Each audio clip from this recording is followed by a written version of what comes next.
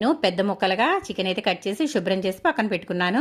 ఆ తర్వాత బియ్యం అయితే తీసుకుంటున్నాను. ఎప్పుడైనా సరే మనం బిర్యానీ చేసుకునేటప్పుడు చికెన్ ఎక్కువగా ఉండాలండి, రైస్ తక్కువగా ఉండాలి. నేనైతే కేజీ చికెన్ తీసుకున్నాను కాబట్టి ఈ విధంగా 3/4 కేజీ అయితే బియ్యం అయితే తీసుకున్నాను. నేను తీసుకునేవి బాస్మతి రైస్ అండి. ఇవి మిడిల్ గ్రెయిన్ అంటారు కదా, ఆ రైస్ అయితే తీసుకున్నాను. ఇవి పొడవుగా ఉండవు, మీడియంగా ఉంటాయి. చూడండి ఇక్కడ ఈ విధంగా అయితే నేను రైస్ని తీసుకున్నాను కదా, వీటిని శుభ్రంగా కడిగి పక్కనైతే నానబెట్టుకోవాలండి. మనకి బిర్యానీ చేసుకునేటప్పుడు బియ్యాన్ని ఈ విధంగా కడిగి పక్కన పెట్టుకోవడం వల్ల మనకి రైస్ ఉడికేటప్పుడు లావుగా అవ్వకుండా చక్కగా సాగుతుందండి. అప్పటికప్పుడు మనం రైస్ని వేసేసుకున్నట్లయితే ఇది లావుగా అయిపోతుంది. కాబట్టి ఎప్పుడైనా బిర్యానీతో రైస్ చేసుకునేటప్పుడు బియ్యాన్ని నానబెట్టి వండుకోవడం వల్ల అది పొడుగు అనేది సాగుతుంది.